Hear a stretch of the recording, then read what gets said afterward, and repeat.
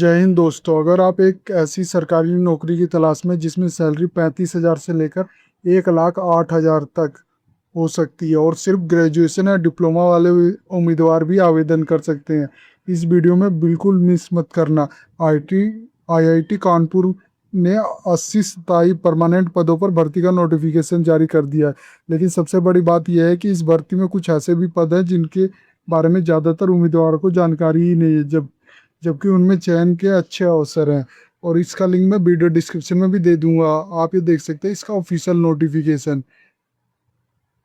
सबसे पहले मैं इसका रिक्वायरमेंट ओवरव्यू बता देता हूँ। इसके लिए अपनी साइट जॉब सरकारी अपडेट डॉट इन पे आ जाता हूँ। यहाँ पे आप देख सकते हो IIT Kanpur non teaching requirement 2026 का ओवरव्यू की बात करूँ तो ऑर्गेनाइजेशन है Indian institute of technology Kanpur. Advertisement number आप देख सकते हैं और पोस्ट आपकी superintendent engineer, deputy registrar, access engineer, AE, assistant registrar, assistant counsellor, hall MGMT officer, medical officer, junior superintendent, junior technical superintendent और जूनियर असिस्टेंट और junior technician. ये आप देख सकते हैं डिफरेंट पोस्ट है। टोटल वैकेंसी इसमें 80 है। एप्लीकेशन की लास्ट डेट की बात करूँ तो 3 जुलाई 2026 रात के 12 बजे तक है। मिनिमम क्वालिफिकेशन आपको बैचलर डिग्री चाहिए पोस्ट डिपेंडेंट वाइज। अप्रोच जो इन हैंड सैलरी मिलती है 19,000 से 1,10,000 तक पर मंथ मिलती है based on post department. Selection process की बात करूँ तो पहले रिटन टेस्ट होता है, फिर प्रैक्टिकल टेस्ट होता है, फिर इंटरव्यू होता है। पोस्ट डिपेंडेंट है ये इंटरव्यू। क्योंकि एलिजिबिलिटी चेक की बात करूँ तो अगर आपके पास बैचलर या मास्टर डिग्री है फ्रॉम रिकॉग्नाइज्ड यूनिवर्सिटी तो आप अप्लाई कर सकते हो। अगर आपने 3 इयर्स का diploma in engineering from state board से तो भी अप्लाई कर सकते हो। अगर आप इंडियन सिटीजन और एज आपकी 30, 35, 45 year depending on post group तो अप्लाई कर सकते हो। You met the post qualification experience requirement. अगर आपके पास ओबीसी सर्टिफिकेट है, non creamy layer and valid as a last closing date तो आप अप्लाई कर सकते हो।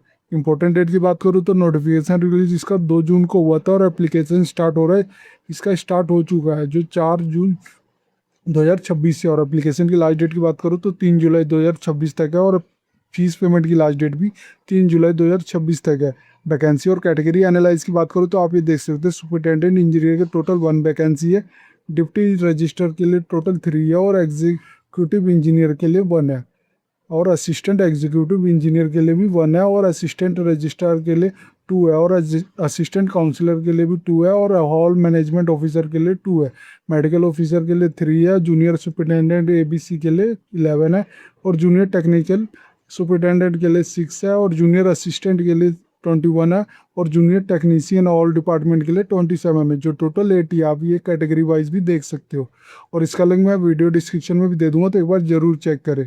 सैलरी और इन हैंड कैलकुलेशन की बात करूँ तो आप ये देख सकते हो सुपरिटेंडिंग इंजीनियरिंग जो अप्रोक्स सैलरी मिलती है 1,65,000 से 1,85,000। डिप्टी रजिस्टर को मिलती है 1,05,000 से 1,20,000 और एग्जीक्यूटिव इंजीनियर को मिलती है 90 से 1,05,000 तक। और AE, assistant register, assistant counsellor, HMO, medical officer को मिलती है 75 से 90,000 और junior superintendent, junior technical superintendent को 47 से 56,000 और जूनियर असिस्टेंट को मिलती है 29,000 से 35,000 और जूनियर टेक्नीशियन को मिलती है 29 से 35,000।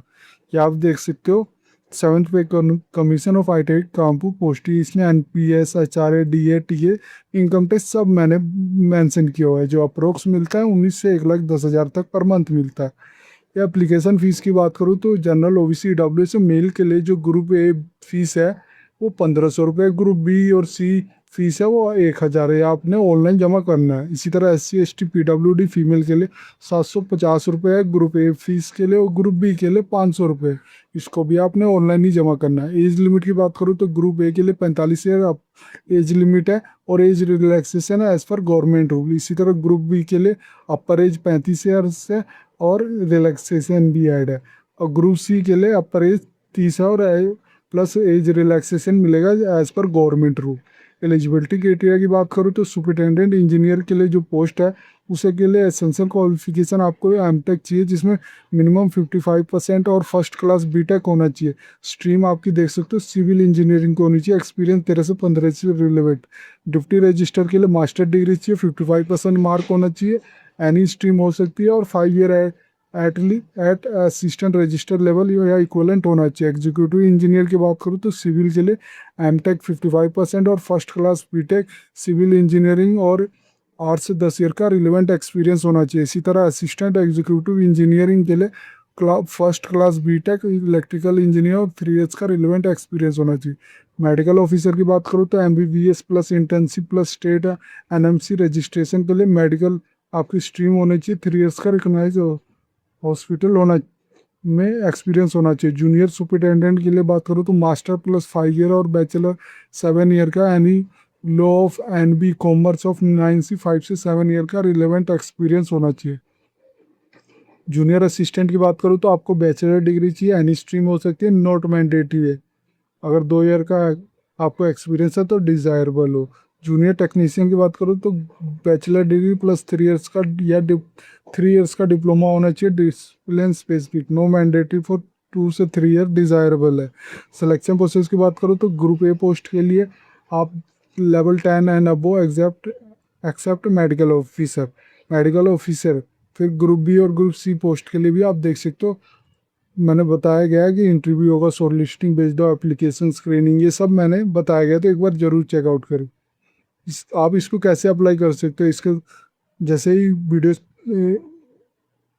पे स्क्रॉल करोगे आप अप्लाई ऑनलाइन का बटन है, जैसे ही अप्लाई ऑनलाइन पे क्लिक करोगे तो आप इसका ऑफिशियल पोर्टल पे आ जाओगे और ये आप देख सकते हो। इसका जो लिंक एक्टिवेट होगा आज होगा 4 बजे शाम को, ये 4 बजे एक्टिवेट होगा। जैसे ही एक्टिवेट होगा आप डाउनलोड इसका एडवर्टाइजमेंट भी कर सकते हो और आप अप्लाई भी कर सकते हो। अगर आपने अभी डाउनलोड नोटिफिकेशन करना है तो क्लिक करके आप इसका ऑफिशियल नोटिफिकेशन है डाउनलोड कर सकते हो।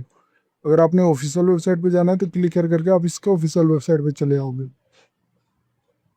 इस वीडियो में मैंने आईआईटी कानपुर रिक्वायरमेंट 2026 की जो वैकेंसी लिखी ली है, जिसमें जो टोटल वैकेंसी 80 वैकेंसी है, इसके बारे में बताया। अगर ये आपको वीडियो अच्छी लगे तो please like and subscribe my channel. धन्यवाद।